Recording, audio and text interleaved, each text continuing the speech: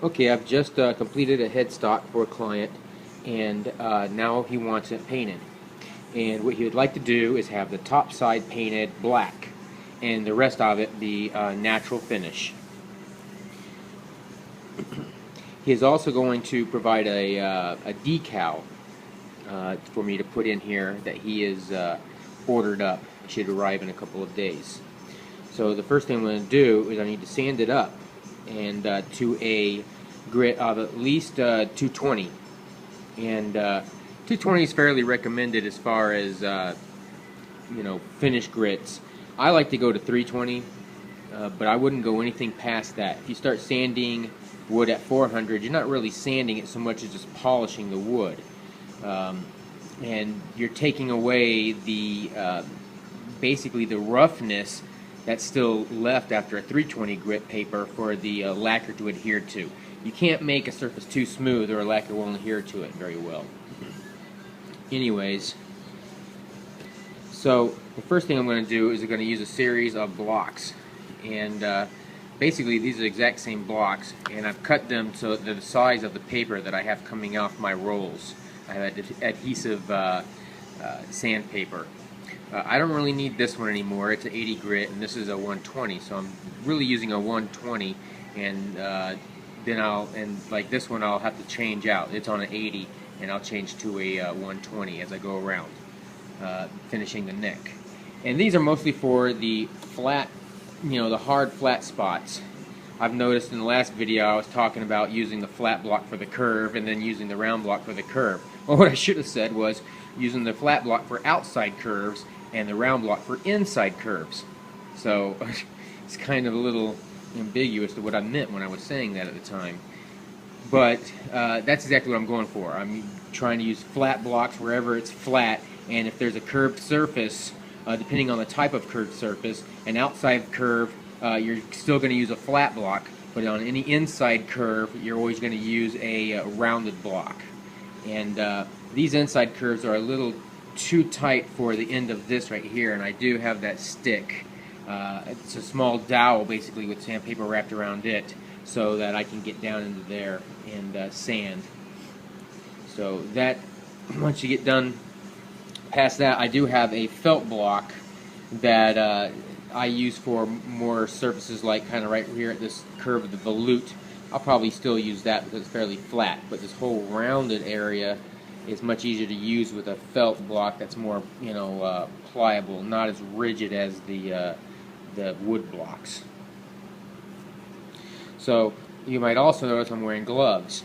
Even if I wash my hands, just the action of the sweat and working with the wood, I tend to still get it dirty, even if I constantly wash my hands. So the best method I have found is just to wear gloves. They sell these in two kinds. They have the vinyl, which is what I'm wearing, and the nitrate. The vinyl are actually cheaper than the nitrate, but if you're allergic to one, usually one or the other will work for you. And there's also latex, and they're actually more expensive, believe it or not. So that's the step I'm going right now. I'm going to sand everything down to a nice, progressively to a 320 is what I'm going for. And after the initial cleanup, and I'm only going to use the heavy grits where I need to, like in areas where I have to try and move more wood in these burned areas, and I got to try and true up this edge here. I don't know if you can see that so well if I can get the focus. It's not as pointed as I would have liked, such as how this one came out. So, little things like that, I'll probably still use some heavier grit paper, but only in areas like that. All this area where the neck's already finished and only needs to be cleaned, I will probably use nothing but 320 on here because I'm not doing any shaping at all. At this point, I'm just trying to get rid of the grit and dirt that I've accumulated on there. And before even doing that, I'm going to wipe the whole thing down with naphtha, which is kind of like a lighter fluid, but it's a cleaner. Oops. And but it's great because it doesn't react with the wood so much as it doesn't lift the grains up of the wood, and is very low as far as flammability. I mean, it is a flammable liquid, but it's not like lighter fluid, although it's very closely related to it. But I would call it a cleaning agent more than anything. Now I'm going to wipe the whole thing down, and a lot of that dirt will come up right with that, and I'll demonstrate as such.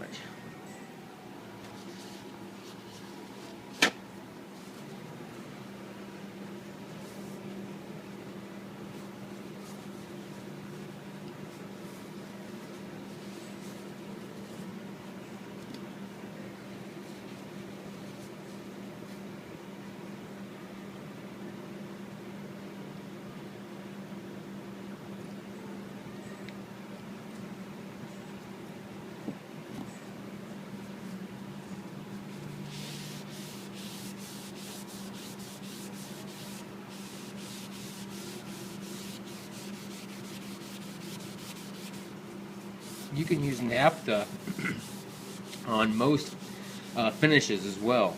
It does not react with any of them that I'm aware of. And if you're ever looking for how the wood grain will look, this is actually a pretty good example of how this chunk of wood will look once the clear finish on it. It'll be much glossier. We're not going to put a satin finish on it or anything. It's going to be just a clear nitrocellulose gloss. And so this is actually a pretty good representation of what the wood will look like once painted. And you can see that spot didn't come out and looks like a little heavy there, but it probably, well, I'm hoping. And that helps bring up greases and stuff, so that when you're doing your sanding, you're trying not, you're not trying to rub anything into the wood. You're trying to get a nice, perfectly clean surface. So this helps bring up some of that. Dan Erlewine has some, if you look it up in his finishing guide, I should have before I started this video. But there's also some recipes of stuff you can put together that, use ammonias and I'm not sure what actually, because alcohol, and that's supposed to help bring out silicone, anything like that, because silicone is the worst enemy of any kind of paint job. So keep all your Armor All products and anything with silicone away from your finished project while you are doing that. Anything that has come in contact with silicone in any way, shape, or form, you want to keep that away. So hopefully you never use this carpet when you were spraying something in your car with a bunch of Armor All to try and make it look good. Things like that, because it will ruin your finish. Alright, from here out I'm going to start using the sandpaper to start cleaning up the rest of it as it dries. And then I'll start masking off the parts I don't want to get painted.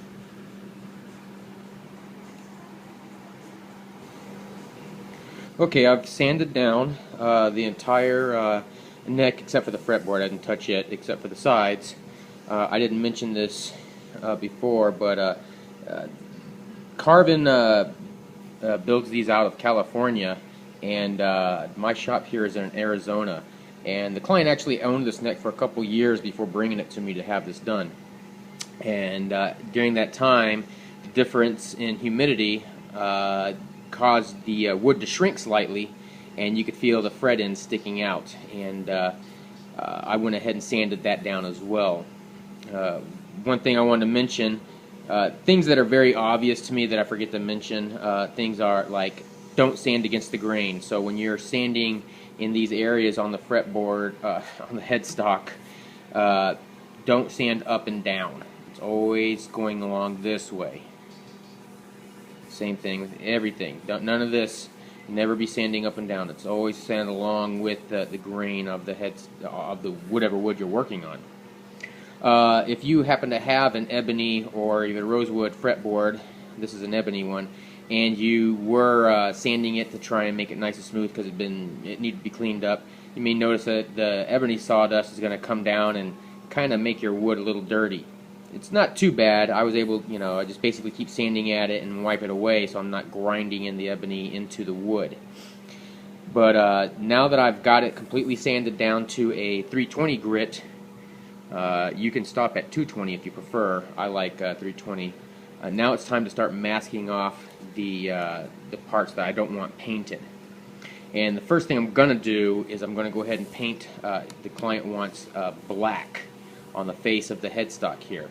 So I'm going to mask off the fretboard because it gets masked off anyway. And when I'm doing that, I'm trying to get it tight to the frets on the edges, and I'll show you that in a minute. And I'm going to go ahead and mask off everything else for the time being as well, especially on the sides here, because I don't want any black coming down the sides. I'm going to keep it natural on the sides and back, and just black on the top. So when masking the fretboard,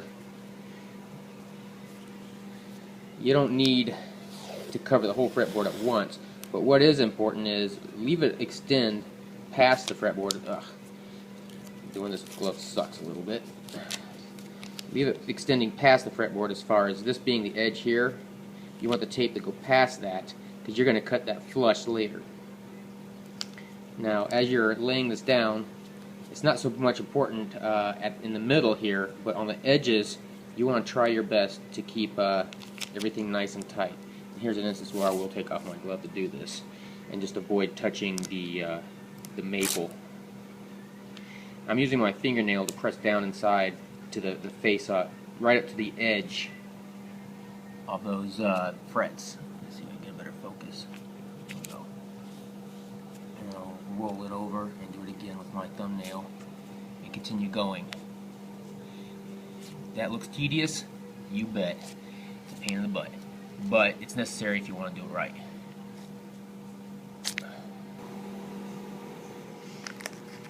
Okay, so I've gotten one side, and I just wanted to show that if it starts straying off one way or too much the other way, just rip it and start from that point again and keep going. Mine started guiding in, and I definitely want to have some of it hanging off the edge.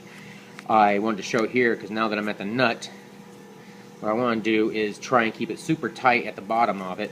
Basically what you're trying to do is avoid any paint from seeping in underneath and getting on your fretboard. Which isn't the end of the world. You can scrape that off, but what you're trying to do is avoid creating any more work for you than already necessary. So what I'm doing is I'm just using a straight edge, and I'm pushing it as flat as possible on this surface while using this edge surface to try and go up nice and flat to try and push it right into that corner of the nut. Okay, and then once I'm over top, I'm not too worried about it there, but I do want to go and try and do the same thing on the headstock face. I'm going to get it nice and flat right in there, except now I'm going to push the face of the ruler against the face of the nut and try and get the edge down onto the bottom down there. And then once I have that, I'm going to just trim that off with the razor blade nice and even and flush. Now I'm just going to go ahead and do the other side, and my entire fretboard be covered. Alright, now once you have the entire fretboard covered and the nut, get yourself a brand new razor blade. Don't mess around with an old one. And what you want to do is ultimately cut this tape off flush. And where you start's really up to you. So I can get it from underneath.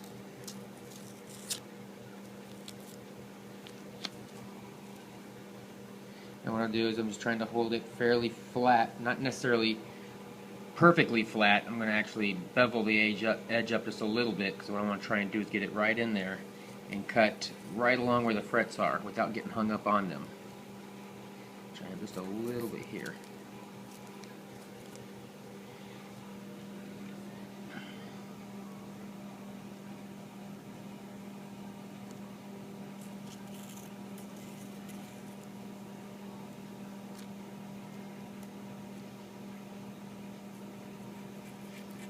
That's where I doubled it up, yeah. That's where I ripped it and started again.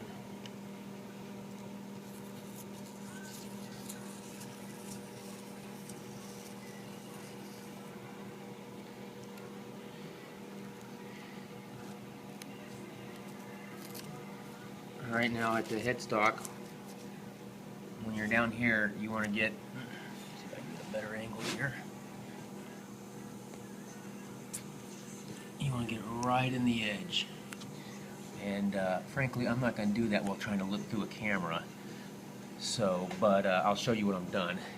And that's what you want to do. You want to try and get this as close to the edge as possible, because I do want lacquer to be on this edge to cover this part of the fretboard. But I don't want it getting up in here, and I don't want it seeping into the cracks between the frets.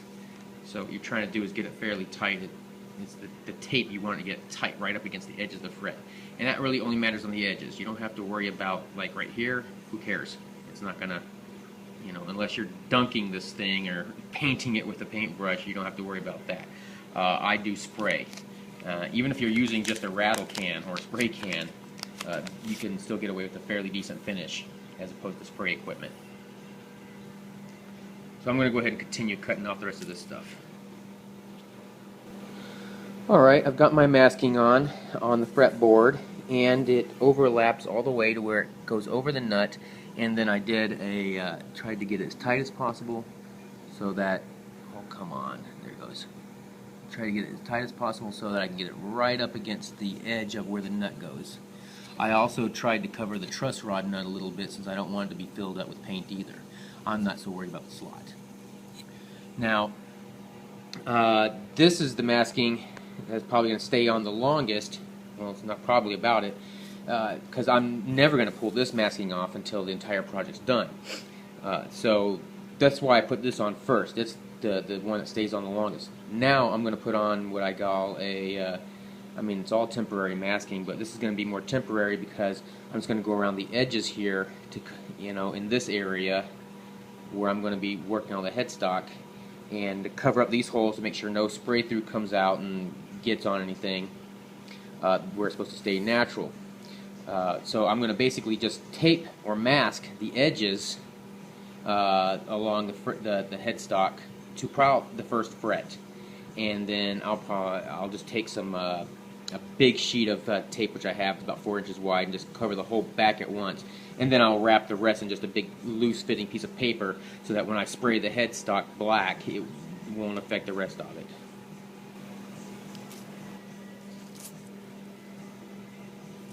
I want the tape to overhang both edges so I can cut it flush, which is much easier than trying to tape it flush.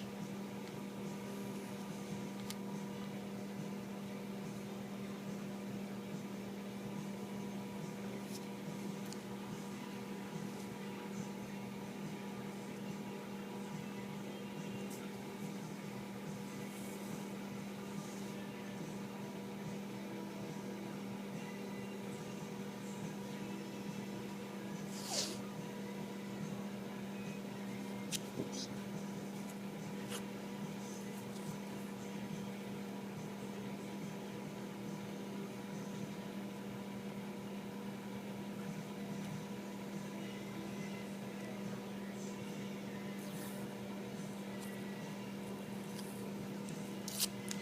And after I trimming this off, I'll put some more tape around these areas just to make sure that they're masked off. And same thing, just take a razor blade, and it's easier to do it on the front face than the back, especially while looking through a camera. But basically all I'm trying to do is just hold this flush and cut it. See if I can get some started here. Look away a second.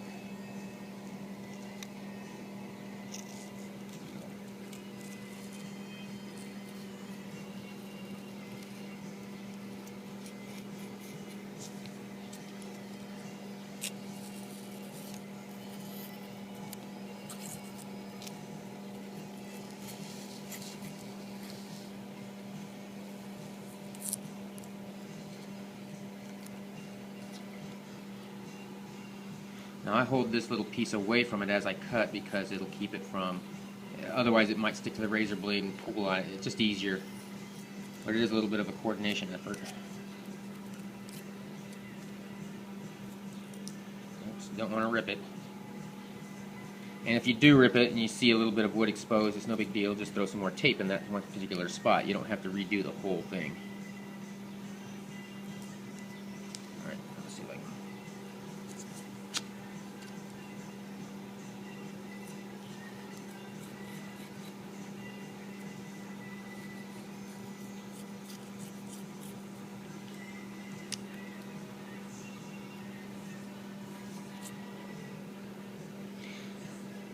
And to be quite honest, I don't need to cut this off on the back, since who cares what it looks like. I'm not trying to paint this yet.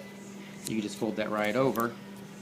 And if you have some, like I do, this big old honkin' roll of tape here, and cover it in one fell swoop. Some dust off it with my beer gut.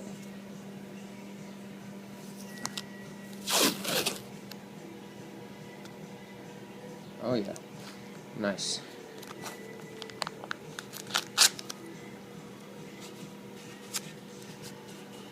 And almost more importantly, make sure those holes are sealed over so nothing can spray through and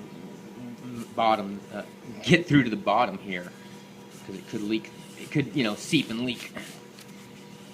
Now, obviously, this is like crap, but it doesn't really matter since I don't really care what that looks like. I'm going to just spray this top with black, and now, actually, I'm going to take another big piece of tape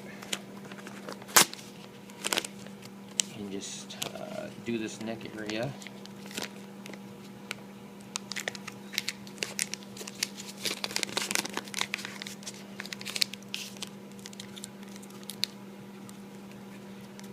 Make sure you check that there aren't any spots where exposed areas that you don't want to get painted. You don't want anything like that happening. And I'm going to kind of do this a little bit the hard way. Just roughly. Doesn't have to be perfect now. Only the surfaces that you want perfect is what you were looking for. And I'd say that looks pretty good. Nice flush cut.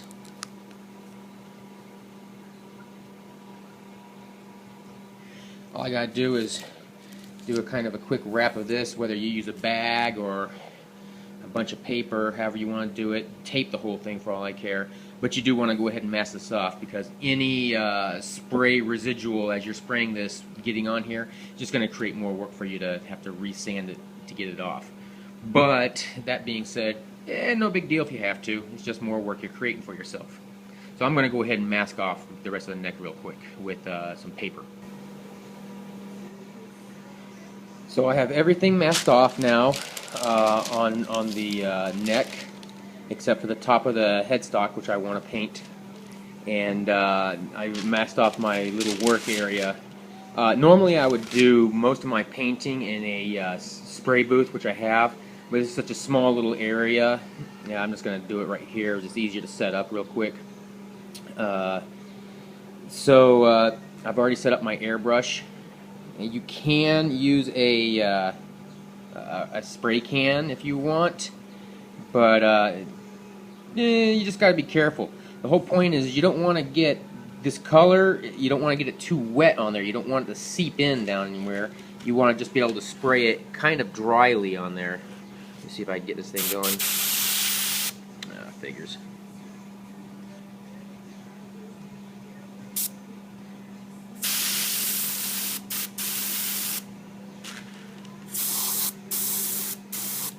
I'm trying to hit the edges, and I'm trying to keep it fairly dry at the edge, so I don't want anything seeping in underneath that paint.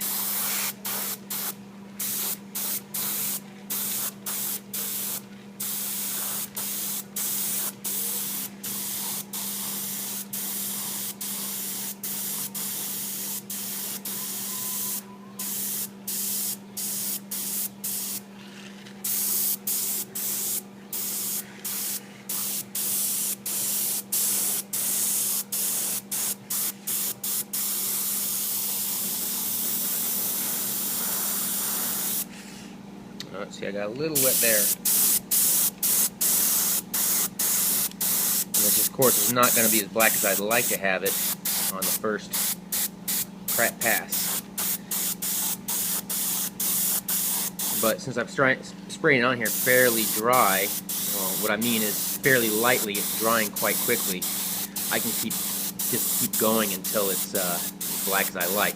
Now, it's not don't keep painting to try and get that gloss.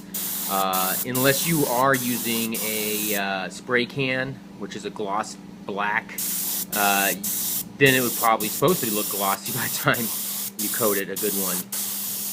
Not just cellulose paint like I'm using right now that I just mixed in some black with, it would also work just fine. It should get fairly glossy on its own, but I'm not going for that. Right now, these coats are just soaking into the wood. What I'm going for is color, because once I get a nice solid black all the way across, I'm done. What I'm going to do is wait for the client to provide me the decal he wants to stick in this area, and then I'm going to spray the whole thing clear, and that'll give me the gloss I'm looking for. Right now I'm just trying to get color on this headstock for no other reason than to have a background for the decal, but the final gloss that I'm looking for, that the client wants, isn't going to happen until after the clear coats are put on. So I'll probably do this for a couple more coats. Alright, here's an example of, I should have paid more attention to what I was doing. When I was originally laying out these holes, I moved them in slightly. I moved this one in by 1/8, 1/4, and then this 3/8. So every one moved in collectively 1/8 as I went down. Well, when these holes got drilled, no problem, because the hole was big enough to cover that area.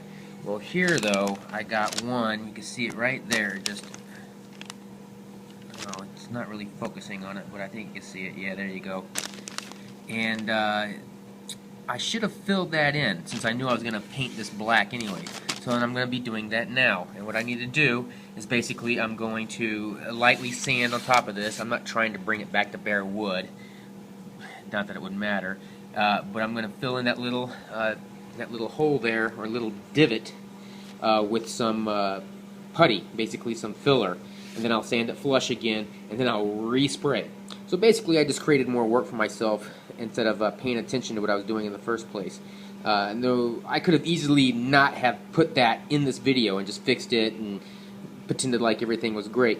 But I went ahead and did this because I wanted to point out that you do need to pay attention to what you're doing, and if you want yourself to have a nice, perfect looking flat top, you need to get rid of little dents and divots like that. If you've hit any portion of your neck that you're getting ready to spray with a tool and put a dent in it, you can steam some of that stuff out, but for the most part you need to try and sand it out. So that's now what I'm getting ready to do.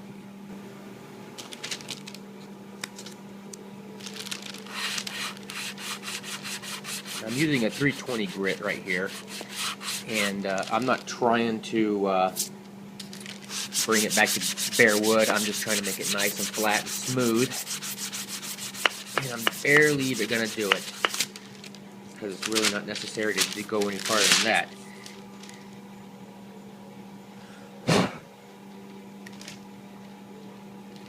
See how well it's just... Alright, now I like this stuff because it reconstitutes in water. And, you know, if you want to make it thinner, all you gotta do is add a little bit of water. But I'm just doing this one little dot, so just a little bit's all I need. Get the focus, come on, baby.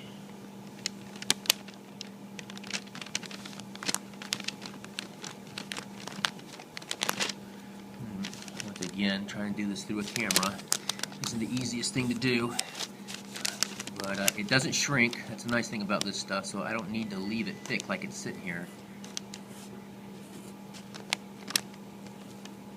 Leave a little bit on there.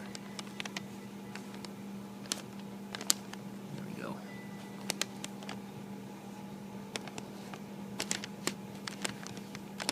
And I'll let that dry for just a couple of minutes and call it good enough. And then I'll just sand right over it again and do what I was doing just a minute ago. Start painting it again. And this time I'll try not to do something stupid. Alright, it should be plenty dry enough, so now I need to do a light sanding on top of it to make it nice and flush.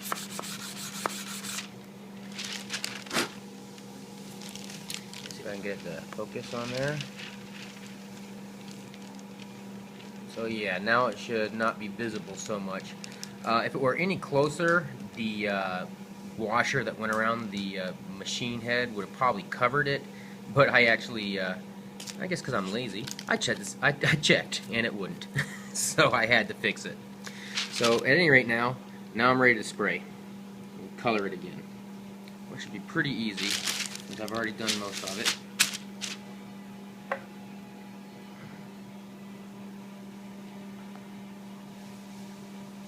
Let's see if I can...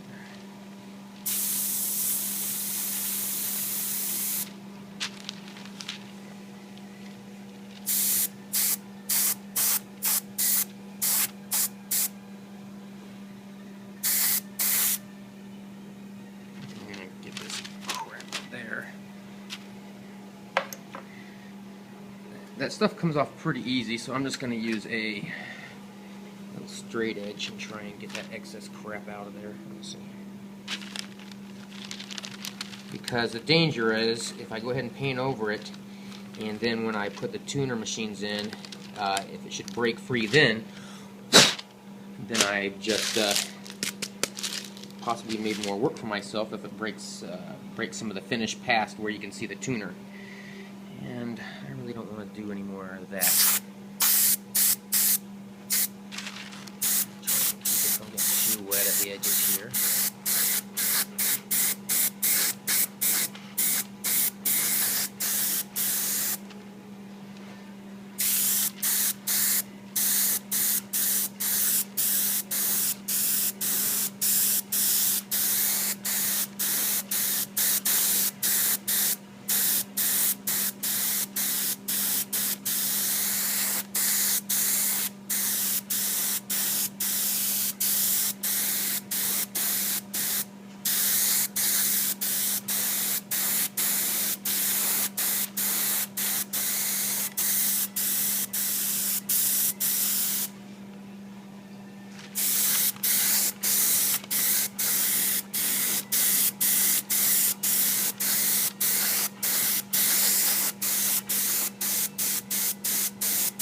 Just remember, when you're doing this, especially if you're doing it with a spray can, the regular aerosol spray can, several light coats is better than trying to get one thick coat on there. Because you get it nice and runny, really wet, it'll seep down on the edge of the paint, and you'll have all these little legs crawling in. You can sand those off as you need to, but once again, why create more work than you need for yourself?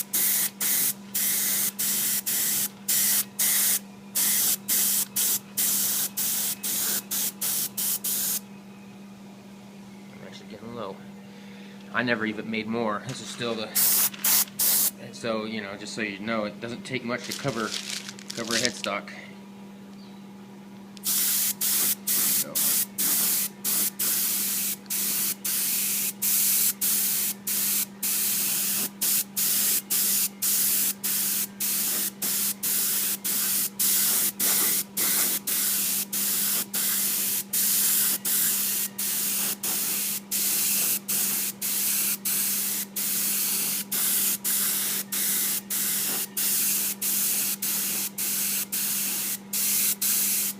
At this point, I think I am starting to get a little glossy. That's fine.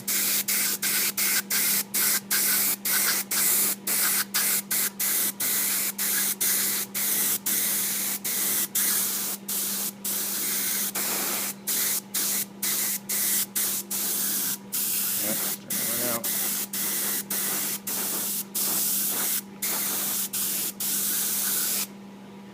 Gotta hold this a certain way.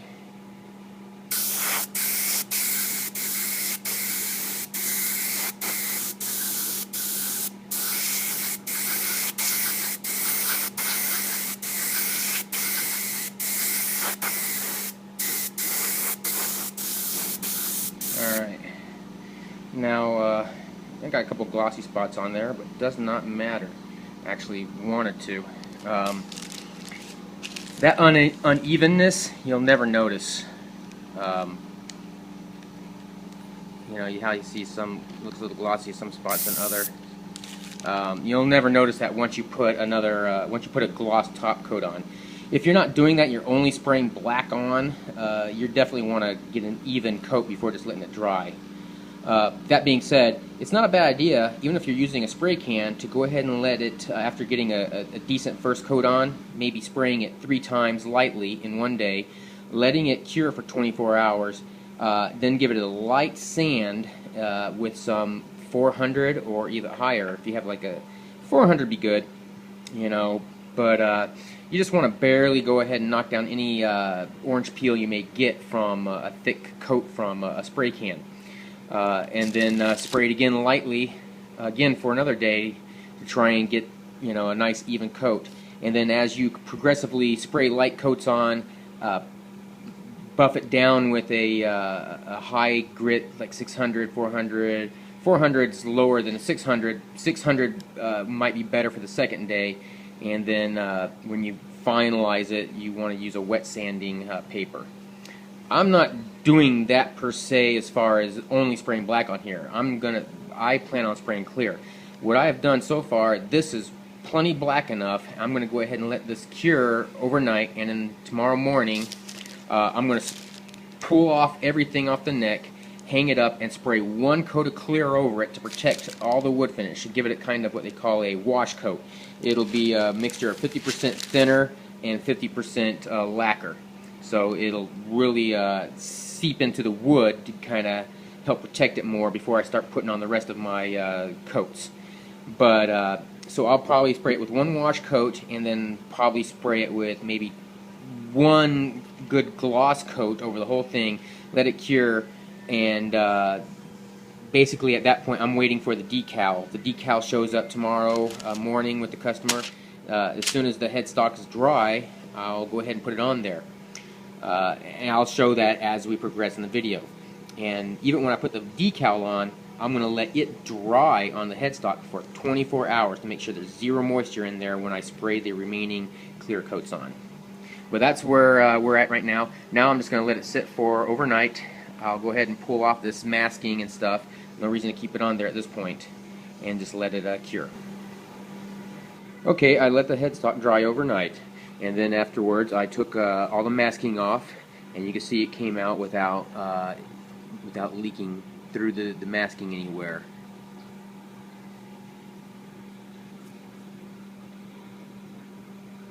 I then took a small sanding block that I had. It's basically just a little piece of little small piece of scrap that I used, and wrapped some sandpaper around. This is a 320 grit, and basically all I did is I went around the edge of the neck, the headstock, just kind of making sure it was a nice clean line. Alright, and then after that I took a cushioned sanding block, just a little thin piece of rubber on the bottom of a block that I cut at about 1.5 by 1.5, and then with also 320 and basically zero pressure, just lightly going over and knocking down any fuzz or any little hairs or any kind of orange peel it might have developed. You can kind of see there that how I did it. Wasn't anything extensive, just basically scuffed it up a little bit. Okay, so now I have a decal that's been arrived with the customer this morning, and it's going to sit right about here.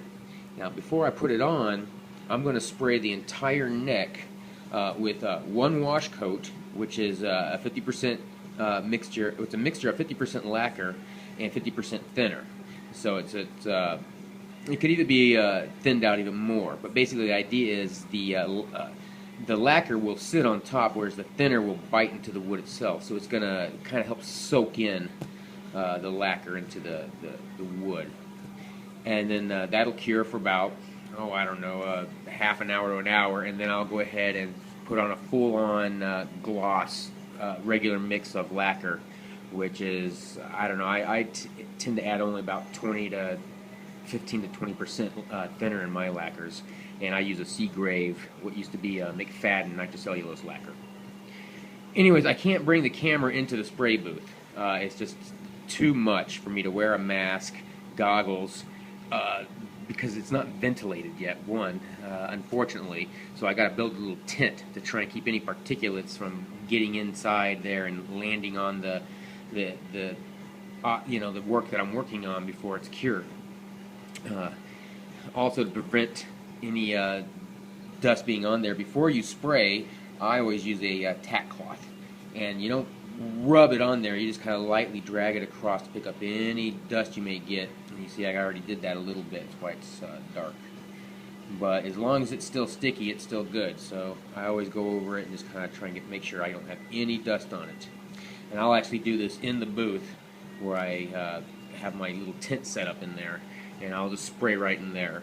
Right after, I'll actually wipe it down in there to make sure it's as clean as it can possibly be before I start spraying. And then I'll spray. Now I'll spray, like I said, a wash coat first, so that probably is just going to not be very long. And then once it cures, I'll pull it out and I'll show you what it looks like. Okay, I sprayed the wash coat on, and it sat there for an hour or so. And you can see it does have a bit more of a shine to it. If I can get in on it, see if I can focus on. You can see it's still kind of. You see some where I could fill in a little bit more paint, but this was a wash coat on, so it was pretty thin. And if you look at the rest, you can actually see it actually looks dry in spots as opposed to glossy. I mean, it is dry, but there is some gloss to it now. Now I'm going to start spraying actual lacquer coats right on, and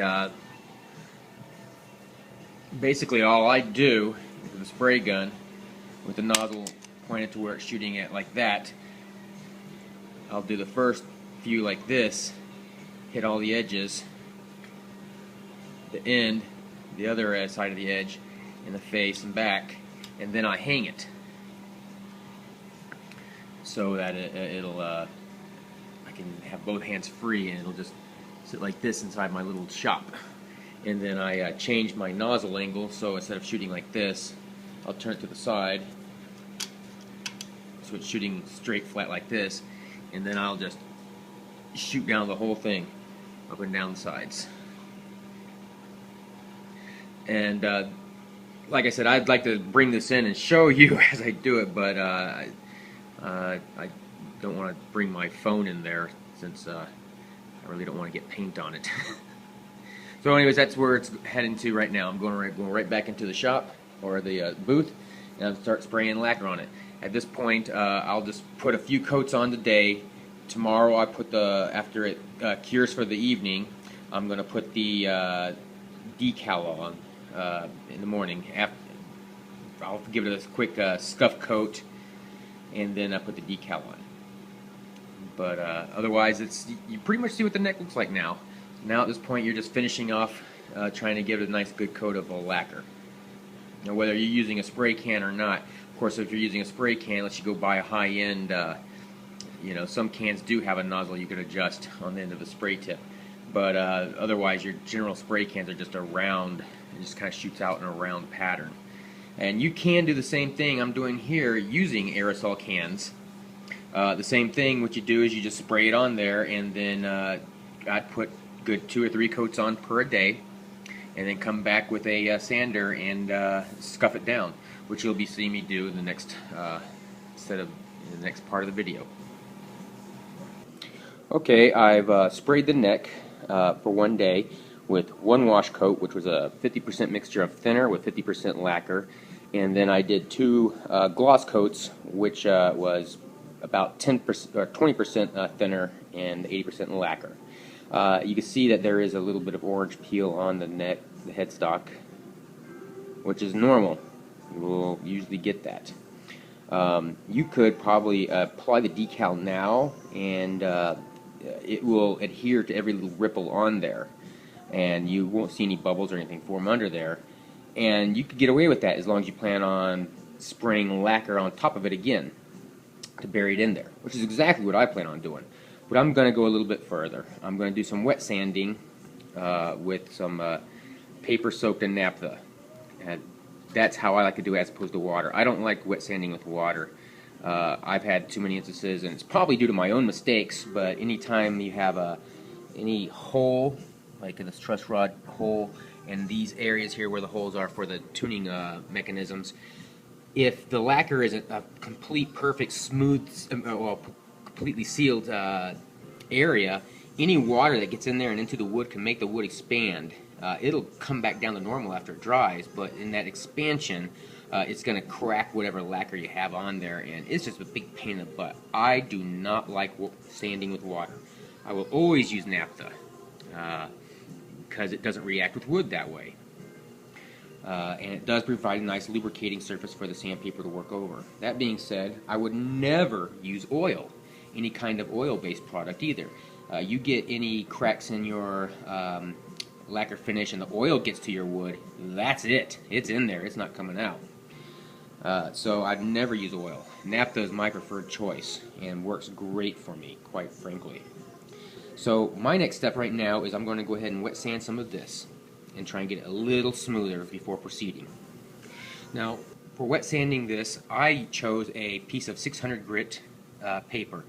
It's a lot higher than I really need right now, but I don't want it to. I don't want to get through because it's very thin. I've only got a couple of coats on here. My intention is just to go over this and do a light sanding in the area only, really. I'm only concentrating in one little area where I plan to put the decal. Just a nice little wet. I like to put a little naphtha in the lid of the container that I store my paper in, and then I can, if I ever stop to do anything really where I'm not keeping the paper wet, I just set it in the lid like this. Boink. And what I should have got was a paper towel so I can wipe it off. Alright. Let's see how that looks. Now you can kind of see between where it's shiny and where it's dull where I have gotten areas. So it's coming out pretty good. I'm going to continue going and see if I can get a nice, even, dull finish. Also, the reason I picked 600 is because I don't want any sanding marks to come through to be visible underneath the decal. Whereas anything outside the decal, it'll just get filled in with lacquer, and the lacquer melts into previous coats of lacquer, so those will disappear. That won't happen anything underneath the decal because it's being protected by the decal. So it's I sand everything to about 1,000 grit before taking it to my buffer, which is covered in bags to keep the dust off the wheels right now. I could actually get away with only using 800 grit and then take it to the buffer and can get it just as glossy, but I prefer, it's just more work to do it that way. I guess trade off one for the other. Either I sit here and work on more blocks of progressively higher grits, or I stand longer in front of the buffer. So anyways, that's the reason why I'm using a 600 grit paper right now, and like I said, I'm going to continue to go until I get a nice even take the gloss off, where it's a nice even dull finish across there. Okay, I am pretty happy with that as far as a nice even dulling across where I'm going to put my decal.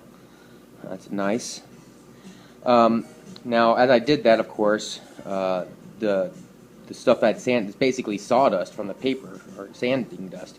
Go ahead and wipe that up now before your decal's on there is best. And also, because I'm using paper, I'm sure I'm leaving all kinds of paper fibers all over the place. So I'm going to want to clear that out of here. And while some of you might not have compressed air, it's certainly possible to get yourself a tack cloth, which I would highly recommend. And, oops, there it is. And tack cloths are, as long as they're sticky, they're still good. When they stop picking up crap, then that's when they're not needed anymore. You go ahead and toss them. Now, also with tack cloth, I'm barely touching the wood. I'm not rubbing it on there because I don't want any of the stickiness to transfer onto the project, the workpiece. Alright. Now, I have my decal, but what I want is for it to be to come out straight. I don't want the text to follow the tuners and it would really kind of look weird trying to follow anything here. So I want it to go flat or perpendicular to the nut, follow the line of the neck so it looks straight. But in order for me to do that, I need to do a couple things. I'm going to put some low adhesive tape right in this area and right across the area. I'm going to try and miss where I'm going to be putting the decal. But I do want to cover the area where my truss rod goes. I want to go ahead and mark that out on top of the tape so that I won't accidentally, inadvertently put my decal too close or underneath it. So once that's all marked out, then I'll have a line to compare my text to that I can draw straight down. So that's what I'm going to do right now. Alright, I got my tape ready, but I haven't put it on yet because I thought I should mention that whatever your decal is, this happens to be a fairly easy one because it's a nice and flat text as far as how the text goes. It's not got like a Fender will have this big F on it that's cursive and stuff, and then the rest of the text is smaller, so you tend to and also a lot of times on some bases, if it's a precision, it's going to have this curve and arc to it. So this one is pretty easy. It's just a nice straight, but what I wanted to point out is how tight I cut it to, let's see if I can get this thing out of focus. Ugh. Apple sucks at focusing cameras, let me tell you. Trying to get this nice tight on there as far as cutting it as close as I can to the text. Also, I want to point out that I don't leave any corners. I always try and round off all my corners. I don't know if you can see that because, once again, Apple has a terrible algorithm for focusing. It's focusing on this instead of what's in front of it. So, let's see. Anyways, forget it. Once I have that, I kind of try and place it in there close to where I think it's going to be sitting, or where I'd like to see it sit. And based on that, I'm going to start putting my tape down. Now, I'm not going for a super accurate placement of tape because that's what my line's for. I'm just really trying to make some kind of guideline for my text. And I'm not going to try and line it up with the edge of the tape. I'm actually going to measure from the center line I strike down to the edge of the text to make sure that I'm sitting it correctly. And I'll do that not really much point in doing it as a dry fit because who cares? It's dry. It's not sticking on there yet. So that all happens after I actually detach or wet the decal so that it goes onto the board permanently, which I'll be doing probably right after this. Okay, so I've got the tape on there, and I wasn't trying to make it perfectly even. All I did is I stuck it on there in such a way that I knew it would miss where I want to put my decal, and then using a protractor I struck a line that I marked 2 spots on there and then put a straight edge between those 2 spots and then struck a line. And you'll see that it's not a perfectly even, the tape isn't perfectly even. It actually, the line is more accurate, so that's what I want to rely on. Also, I wanted to mention that I did mark out where my truss rod cover was going to go, but it's the entirety of it sits on where the tape is, so I didn't even need to do that. You know, so now that I've got my decal sitting in the water, it only takes about 30 seconds for it to start removing from the back. And what I'm going to do is I'm going to measure from the top of the text to the center line that or it's not even a center line, it's just a line that I know is parallel to the neck. And I'll measure the text distance, the top of the text to the distance of there, and that's how I'm going to place my decal on there. And that's a little too delicate for me to do with the camera, me trying to look through the camera to do it. So I'm just going to do that, and then I'll show you how I did it. Well, show you what I did afterwards. Alright, well, I would have shown you what it looked like when I still had the tape on there, but of course I ran out of memory. One of my many complaints about Apple, besides not even being able to focus a simple camera. Anyways, what I had done is, see, perfect example. Focus, you piece of crap. The line that was going across, what I did is I measured from the top of that line, the top of the text, and to the line, which came out to be 730 seconds from the top of the text to the line. So it looked, when you looked at it without comparing, it looked like the text was either skewed or the line was skewed up. When in fact all I had done is I just kind of randomly put the tape on there, doing my best. I was more concerned about the edge of the tape missing where I wanted to put this decal, and then I just struck a line close to the edge for a reference. I wasn't even trying to make the tape super accurate. I was just trying to get close to where I wanted the decal to sit at. Once the decal is on there and you've kind of positioned it in the spot in its place, what you got to do is rub all the water out from underneath it. Now you don't have to get it perfect, but you want to get it pretty flat on there. Now, unfortunately, because I had to download all the videos I had on my camera already, or my phone already, I did not want to leave the tape on here any longer than I had to. So while that was all going on, I went ahead and just whipped off the tape because the adhesives can start leaving marks within your finish. And that's not too big of a deal because you can sand it out, and I'm planning on doing more finish right on top of this. But I don't want to have to sand near this decal, so I just whip it off as soon as I can, as soon as I no longer need it. I've squeegeed out all the water from underneath the decal with a paper towel, and I mean I just barely, without any pressure, just use the, matter of fact, almost let the paper towel apply the pressure as you work the water out from the edges. Now that it's on here, I am not going to paint until I am sure there's zero moisture on the decal. And the only way I can be sure of that is by let it dry overnight. So in the morning, I will continue spraying clear over the rest of the neck. Okay, so I've let it dry for 24 hours, and there's absolutely zero moisture under there, and of course the glue has adhered the decal firmly to the headstock now. I don't think you could see it in this, I don't think it'll focus well enough, but there are some little edges where the decal's pulled up just slightly. That is not a big deal, at least I don't believe it is. What's going to happen now is I'm going to take this and spray the headstock lightly, and then spray the rest of the neck, and at least the back and sides a little bit, and then come back and spray it again, get a little heavier coat on top. But before you go and spray, the first thing I want to do is I want to make sure that, or you want to do is make sure you get a tack cloth, a brand new one that I just pulled out, and once again, barely touching, you let the tack cloth do it, especially over this decal area. You don't want to accidentally pick it up anyway. So all I'm trying to do is get any dust, and since it's been sitting for 24 hours, there's guaranteed to be some. I want to make sure, you know, I get as much of that as I can off the entirety of the neck. So I'm barely just touching it.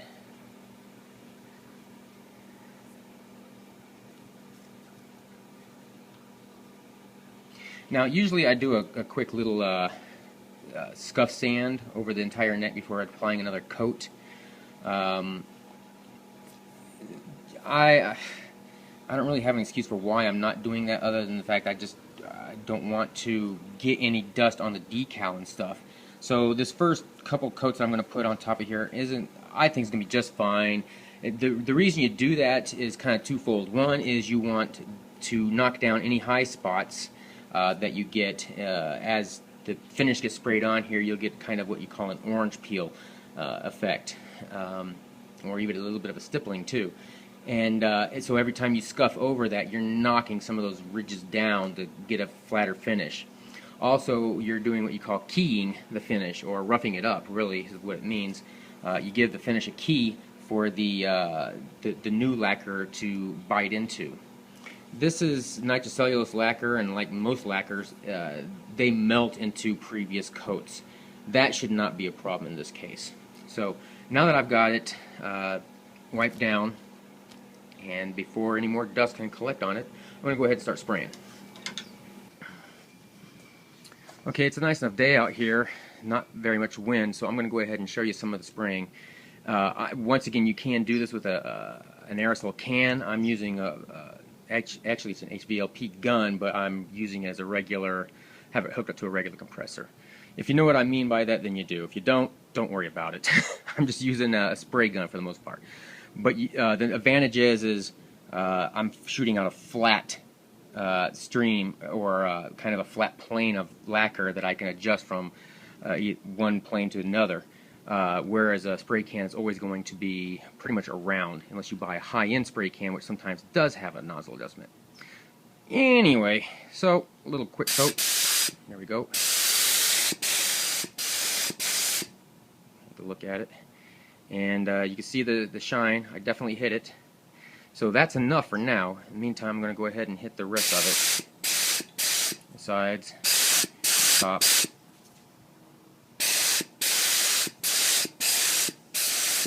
And while that's all happening, the front is curing pretty quickly. Out here in Arizona, it's about 12:30, and it's probably close to 90 right now. So it's curing fast. So I'm going to spray a couple more on there. Try and get it thicken up a little bit. And now I'm going to hang it up, and I'll spray the rest. It might be a little bit difficult to see this because it's so bright outside. But now that I've sprayed the headstock area, I'm going to go ahead and get the rest of the neck. But I can't really hold on to it while I spray it because it's now wet on the top anyways. So I have it hanging up from the area I sprayed first, and now I'm going to adjust my gun to where the plane of the is coming out like this right now. So I'm going to adjust it where it comes out flat. And that's simple, just by boom. There it is. And now I just got to spray the rest of the neck. No reason to do the front since it's taped up anyway.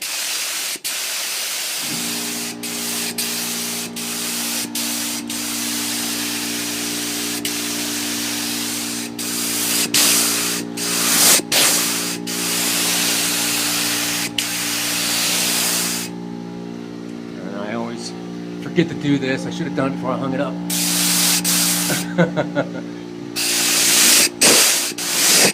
Get that bottom. Alright, now you've seen what I'm doing.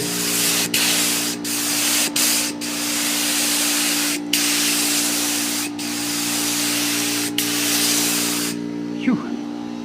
I tend to lay it on a little thick, but now that it's on here, and because we're in Phoenix, I can do that. It's gonna I'm gonna let it sit here for an hour, and then I'll come back and spray some more. And I'll do this 3 times a day. Except for the coats on the headstock now will be as thick as everything else that I do. Now I'm just spraying it like it's just painted. I'm not worried about decal anymore. And tomorrow when I'll start flat sanding. Okay, I've sprayed my neck with 3 coats of lacquer yesterday and let it dry overnight. And if you look there, you kind of see it right there, the ridge. There is a ridge from where the decal left. Now the idea is that there's going to be enough lacquer sprayed on here to where I can, when I flat sand it, it's going to make that ridge disappear. So it'll look like it's almost silk screened in there. One thing about lacquer though is that over time, at least nitrocellulose lacquer, I can't speak definitively about every kind of lacquer, but nitrocellulose lacquer tends to continually shrink over time. So even after letting this cure for, after tomorrow, I'll spray 3 more coats today, and I think I'm going to go ahead and spray 3 more tomorrow as well, just to make sure I get a nice thick coat on there. And then I let it cure for 14 days. Now it sounds like a long time, and if you're anticipating this being, if it's your project and you can't wait for it to be done, oh yeah, it's going to feel like a very long time. But even after letting the lacquer cure and harden after 14 days, probably in about a year or so, that ridge is going to start reappearing. You're going to start seeing it again. And that's just the nature of nitrocellulose lacquer. It just continues to shrink a little bit over the years. Hopefully I can get enough lacquer on here that if the client comes back in a year, I could probably, if it really bothers him, I could sand it flat again for him. It's usually just barely, even here, it's such a small amount that you really got to look for it. And it will disappear by the time I'm done, even today. You can almost not even notice it now. So anyways, the next thing I need to do is go ahead and flat sand. You can kind of see how, there you go, you kind of see the ridges and how it's not like a mirror finish because you just sprayed it on. You haven't polished it or done anything, especially over here. You can kind of see that. Oh yeah. So the idea is to go ahead and flat sand, not entirely, you're kind of scuff sanding it as it were. So what I do is I'm only using it's about a 400 grit paper, and it's also a self-adhesive type. And what I use is a small, well, I'll show you in a second. That's more than actually way too much. It's hard for me to do this while looking through the camera, but so I would not waste that much if I were you. But it's basically a little sanding block that I made. It's about 1.5 inches by 1.5 inches that I glued a small rubber kind of padding to it, so it's not just a rigid hard block. And I just stick it right on there.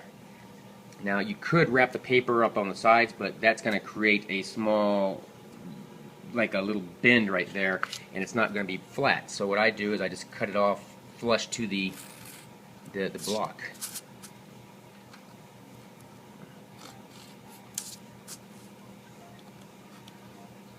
Let's see if I can.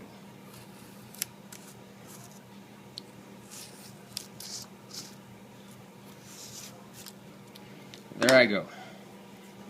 And now the idea is I'm just going to go over and lightly start sanding over the entire thing.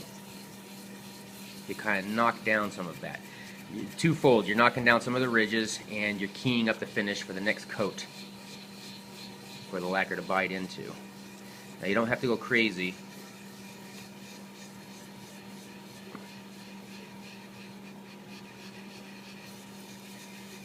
And I'm not trying necessarily, it doesn't have to be a perfect flat right now either. What you're basically trying to do is just knock down some of the ridges that are being created, the orange peel type of texturing that's going on there. Try and knock it down a little bit, flatten it up some. So as progressive layers of lacquer go on, they're ramping up on a flat surface instead of filling in all those voids that are being left. I didn't get myself a towel ready, so good.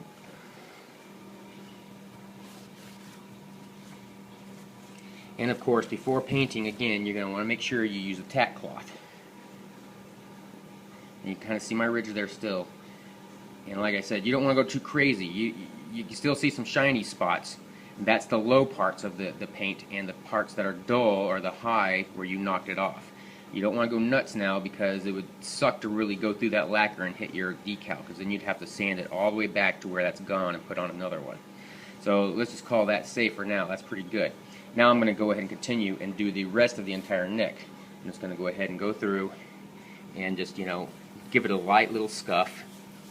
I'm not really applying much pressure. I'm just kind of going over it lightly. I'm not trying to do any kind of finishing here. I'm just trying to give it a little scuff. It's almost looks like it there. You can barely see how I touched it here. That's plenty. Yeah, I probably could go a little bit more here, especially based on how much I sprayed on yesterday. And I'm going to do the same thing with the rest of the neck. Now, while going over the neck, or anything that you're working on that you're painting like this, do your best to avoid doing any edges. Most people wouldn't do that. You're going to stay flat and flat. But in areas like this, where you're kind of ramping up to it, you want to be careful to avoid the edges and stuff, because you tend to knock out whatever you built up there, you tend to cut it off real fast with sandpaper. So it's best to go ahead and let that build up as much as possible near the edges. That being said, we don't want too much built up on this edge, to be honest, because it'll just promote flaking off when you pull the tape off. And when we get to that point, I'll show you what I do to avoid that happening. I usually just do something along the lines of this, kind of lightly go across the edge. But I'll show you when I actually get to that point. In the meantime, I'm going to go ahead and finish just kind of giving it a scuff sanding here, and then I'm going to spray 3 more coats on. Nothing I haven't already shown you. Just the same thing going over again, and just 3 more coats of it. Once again, make sure you use your tack cloth every time you go in to spray, not just the first time. So you tack cloth it off, make sure there's no dust on it.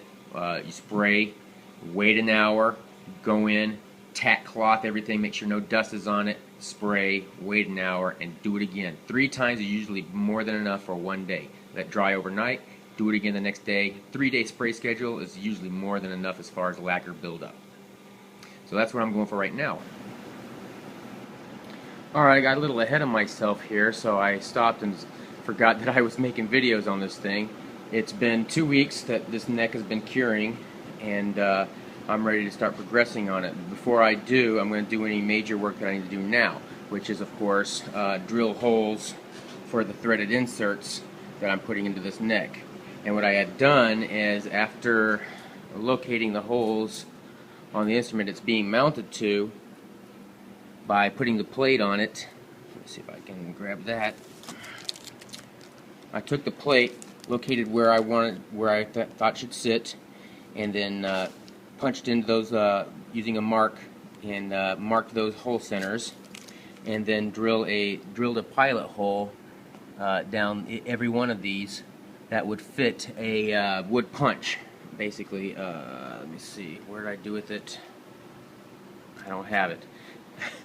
And went through and marked where the neck, when I put the neck on here, and then clamped it on there in position, and then pushed basically a little punch through there so it would mark the back of the neck. And then after that, re-drilled the holes to be the correct size for the screws that will be going through. Now that I've had those holes marked, this was the result of that mark. And now I'm just locating these per the instructions on how deep the hole should be and how wide for the threaded inserts. And after I do that, I'll go ahead and install the inserts. Alright, now that I've got the holes drilled, I want to just talk about the main holes I drilled for the actual insert that's going into the neck. And so that's only like 7/16 deep. It'll sit in there like that, but you still need to leave room and clearance for the screw coming in that's going to go through it. Can't really show very well. Anyway, so you need to drill an additional 3/4 inch deep. Now that's pretty much, at least for this neck, as far as it goes. I have a drill bit here marked for 3/4, and as you can see, placed against the wood, it's just about touching the fretboard at that point. Now I've done that, but that allows clearance for the screw as it goes past the insert. I don't know if I can get a shot of you seeing it in there.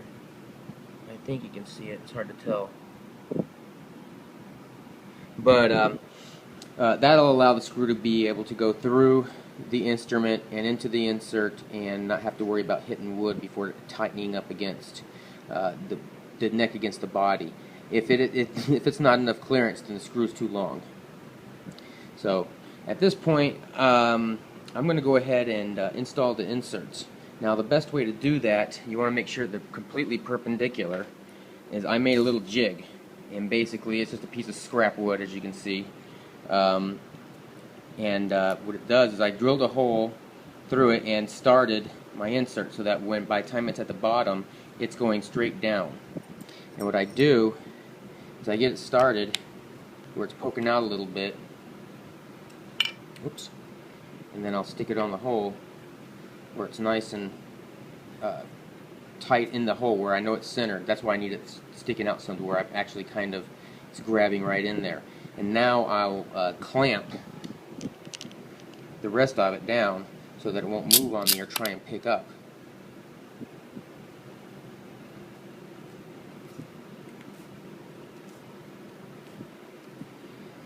Now, I've still yet to flat sand and final polish this neck yet, so this is the perfect time to do all this work if you're actually doing it from, the beginning.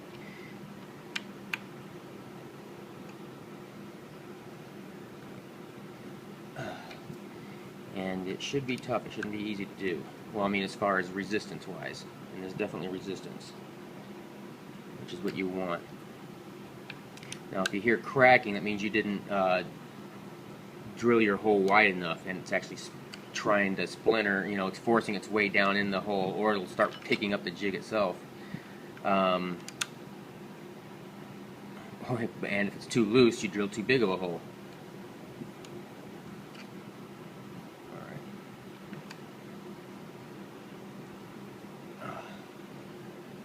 I think it's in there enough now where I can let this go.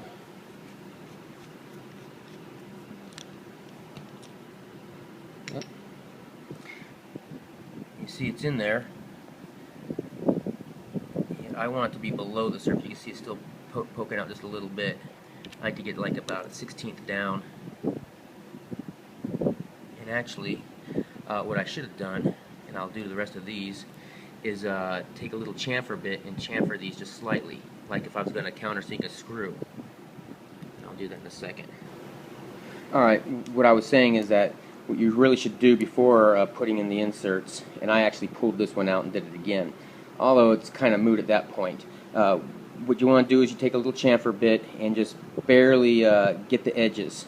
Now I've done this one. See if I can get the focus in. See how it's a little chamfer on there? Like I said, I did the same thing right there. A little chamfer on there. Whereas this kind of looks the same, but let me see, come on, focus. It's actually very flat still. Yeah, you can see it in the light better there, but see if I can manipulate. Nope. There we go. So what I want to do is carefully guide, without scratching up my paint, a bit here, and I'm going to look away a bit while I actually do this. Let me see if I can do both. That looks pretty good. Alright, now you see the difference now. And a little chamfer on it. And that's all it needs. And then as you're putting in the insert, if it's trying to push away the wood stuff, it won't make an unsightly little bulge or anything right there. It keeps the wood from splitting. Also help keep any lacquer from splitting on you too, chipping off. So I'm going to go ahead and finish this off now. Okay, all my inserts are installed, and now all I have to do is flat sand the neck. As you can see, the masking is still on the top of the fretboard, and as I use my cushioned sanding block, and what I mean by cushioned is that it's got a little rubber base on it, so that it's not so rigid. It has a little give to it. As I use my cushioned sanding block to sand down the lacquer, and as I go over this point, it'll sand the lacquer away, so that when I peel the masking away at the end, it'll go away cleanly. You know, I won't have any chipping because of the thickness of the lacquer still being there. I'll literally sand it probably down to the wood again, actually right on that corner. Leaving the masking on serves another purpose. It keeps all the I'm wet sanding, so all this lacquer that I'm sanding will kind of have basically a lacquer dust that's going to get within the solvent that I use, and it'll run down on the front of it and the side and all over the place, and it just keeps the fretboard clean of that as I do so, which is nice. And not only that, it also keeps the metal away from my buffer as I start buffing out the neck after I finally finish flat sanding down to a grit of 1500.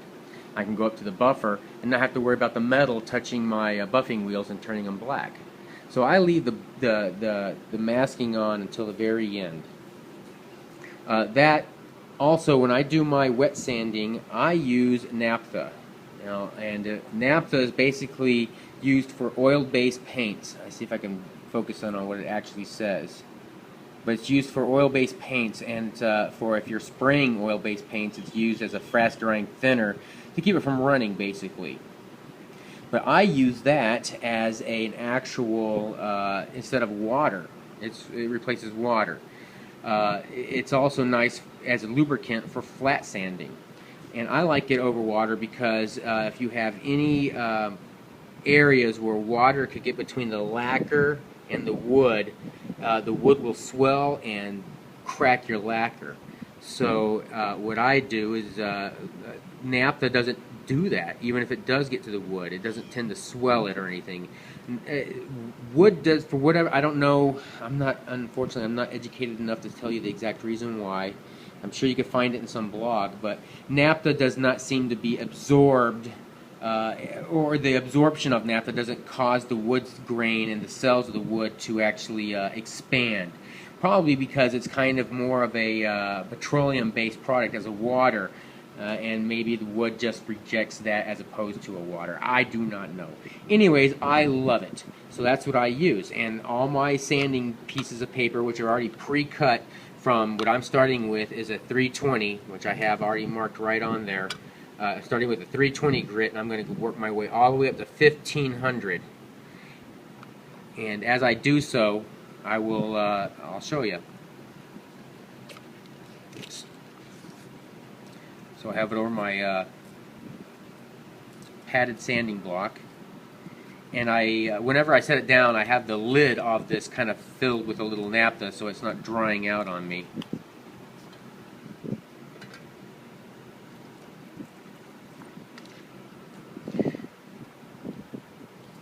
And so all I'm doing is little swirls, and I'm not trying to go crazy, especially with the 320 grit. Basically, I'm trying to knock down the mass of it, you know. And to be quite honest, 320 grit's probably a little heavy. I'll probably, after the end of this video, I'll immediately switch to 400, which is more than enough. And what I want to do is, as I'm doing this, I'm going to use the light to find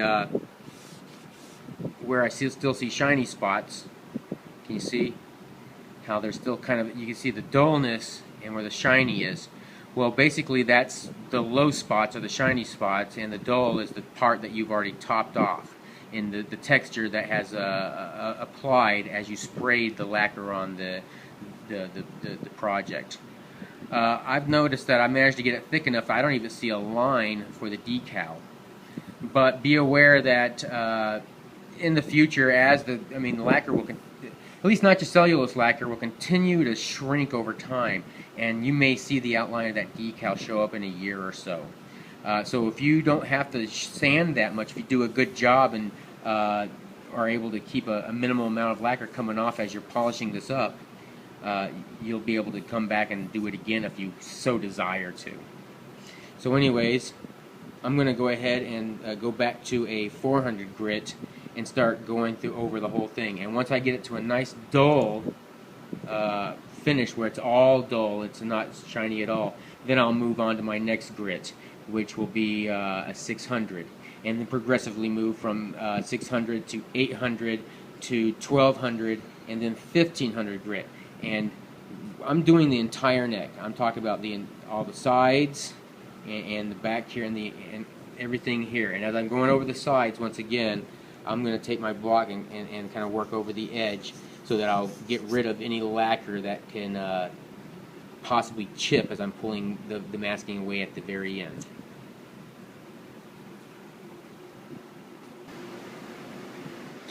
So as you get to the curved part of your neck, it's not really easy to use a sanding block because you're using a curve. At this point, I will use my fingers, and I'll just glide right over the surface of it in a circular motion, just like I'm using a block.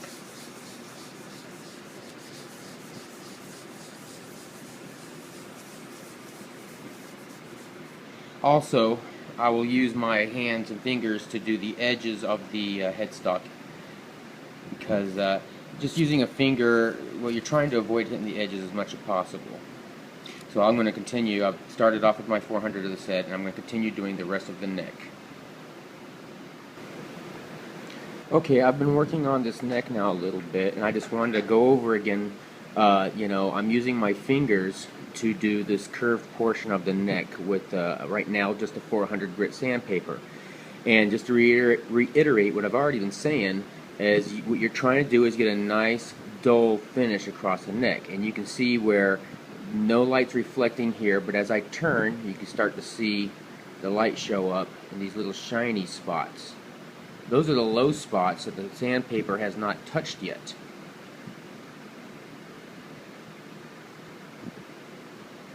And as I come back around, you'll see it disappear on the side that I've hit the best. Right around here, it's starting to go away. And you could check, and light is your best friend for doing stuff like this, when you're trying to check. Once again, as we get to the, I used a cushion sanding block to do the flat edges, and you can do that here as well. But what you're trying to do is avoid hitting too much on the actual edges, because that's where you're going to knock away your lacquer the easiest, and it'll go down to bare wood. So I'll probably use the flat block a little bit here, and then check the light to see how well I've hit it. And right now I can actually, you see, I haven't touched it at all. It's just shiny. And then I'll probably go back over it some more. I'll check and see how level it looks and how well I've done it, and then use my fingers to get any other kind of spot the areas I need to get. And in all these curve areas, same thing. And especially here, you're trying to avoid not only these edges on the side, but this top edge too. You're just trying to not get too much work on those edges, because it's just so easy to take off the lacquer there, because that's a consistent spot where the block and even your finger will tend to go over and just take off an extra amount. So I got to be dealing with that on every one of these little edges here. So this will actually take the most time out of all the neck, whereas even here, where this is called a volute, where they have an extra little amount of wood to protect for wood breakage. This is the thinnest part of the neck and the most vulnerable part of the neck, so that's why they'll do that, because there's a big cut going right down for your truss rod. So they do that, not on all instruments, but on some, to give it a little added strength in that area. But this edge right here, as I'm sanding and polishing, I gotta be careful.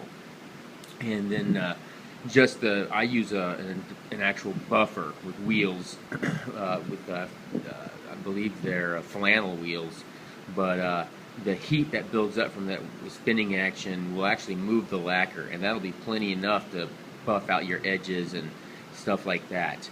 Matter of fact, it's almost too much even then. You got to be careful even with the buffer. So I'm going to continue on. I'm still using my 400 grit paper to try and knock down all the shiny spots.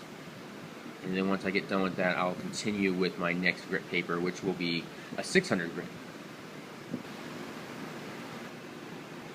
Alright, so now I've sanded it all the way down to a nice satin finish. And if we check closely in the light, you'll see you won't see any shiny spots. It's just a nice dull finish all the way across the back of the neck,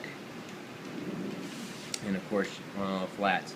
If we look really closely, I don't know if the camera will focus in on it, there are a couple of shiny spots right at the edge, but as I said before, the buffer is going to take care of most of that.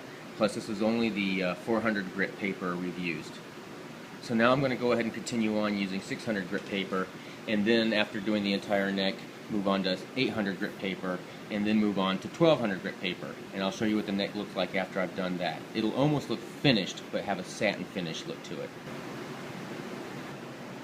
Okay, I've sanded it down, or flat sanded it down to a 1200 grit, and it has a nice satin finish look to it. But if you look really closely, you'll be able to still see the swirl marks in there. Now you can get those out without using a professional buffer, but since I have one, and that's what I'm going to cover.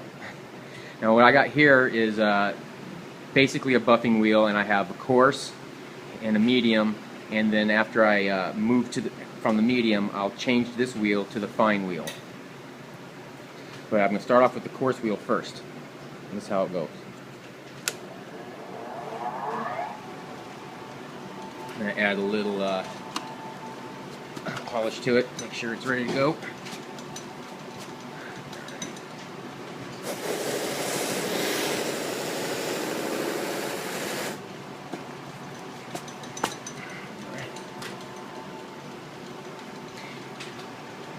And I always want the buffing to be going towards the edge. You never want to be coming up to the edge, because it will grab it and throw it right to the ground. And if you're doing that for a customer, you now owe them money.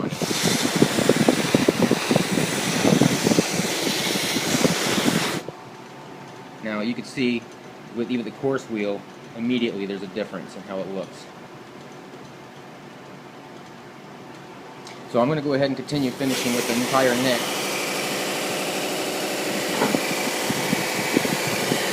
And I'll show you what it looks like when I'm finished.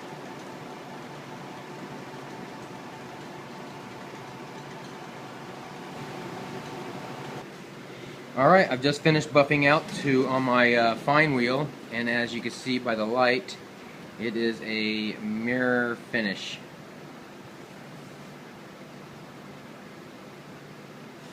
And at this point, you're essentially done. The finish has been completed.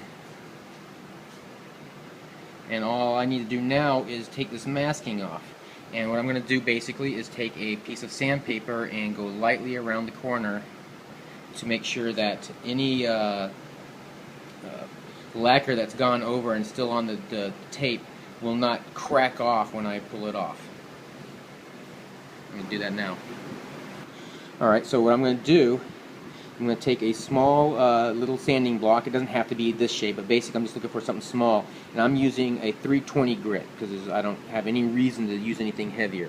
And literally, as I was doing earlier in this video, is just hitting the edges, making sure that there's definitely no lacquer between the edge of the edge where I'm going to be taking the tape off the fretboard.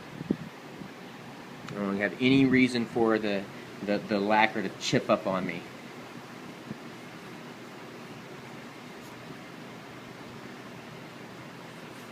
And of course, while you're doing this, you don't want to touch the lacquer you just buffed out to a high polish either. It should be fairly easy. It's not like I'm doing anything really intricate here. Just trying to go along the edges. And if I start seeing some metal, some black on here, even better. That means I've definitely gotten through. Because if you look, you can see the fret edges. I should be touching them just slightly at the top.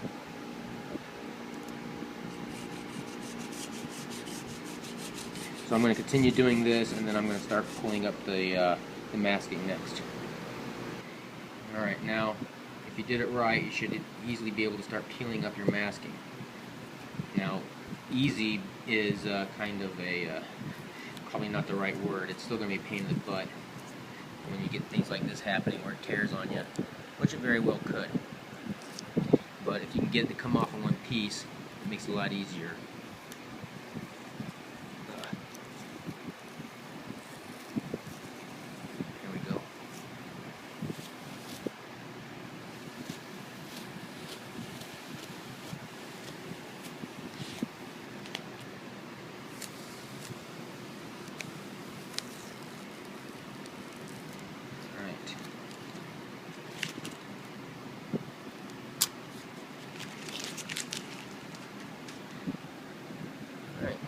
I just got to deal with this little piece here. On the other end. Now, after I get this up, what I'm going to do is I'm going to check and see a little more, like right here. You can see where some of the lacquer did get under the tape. It's just only at the edge though, so it's going to be easy to clean up with a little razor blade. And there's another spot right here, you can see it. I can focus in on it better.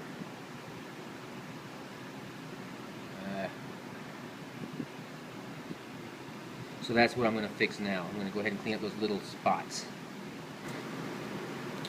Alright, so all I'm basically going to do to get rid of these, and it's not really lacquer that got in there, I mean technically it is, but it's when I was wet sanding, some of the lacquer with the naphtha got in between and basically just dried up there. No big deal, it's easy to clean up, just a little razor blade scrape. It goes right up to the edges and the corners. But while you're doing this, right at the edge where the tape was, there's still a bit of a hard line where the lacquer comes up. So I'm also going to soften it by not going this way, cutting into it, but dragging it along the edge to kind of knock that edge down and give it a bit of a softer feel and keep it from catching on it. So I'm just going to go ahead and go through the fretboard now and clean up all the little edges and get in between all the little spots where some of the lacquer sand had gone into. Okay, I've finished everything on the finish work. I've cleaned the fretboard and done the edges, and it is polished to a high shine. Technically, I'm finished. The client did ask me to go ahead and mount this, and something I didn't show in the video, while I did show the threaded inserts and the installation of that, the neck actually didn't fit in the pocket, and I had to make a template and do a quick route out. But now I'm just going to go ahead and finish assembling the instrument and string it up, get it going. Alright, that's it. It's completely finished. I've got all the strings on and I've set it up and mounted it to the instrument. Now it's ready to go.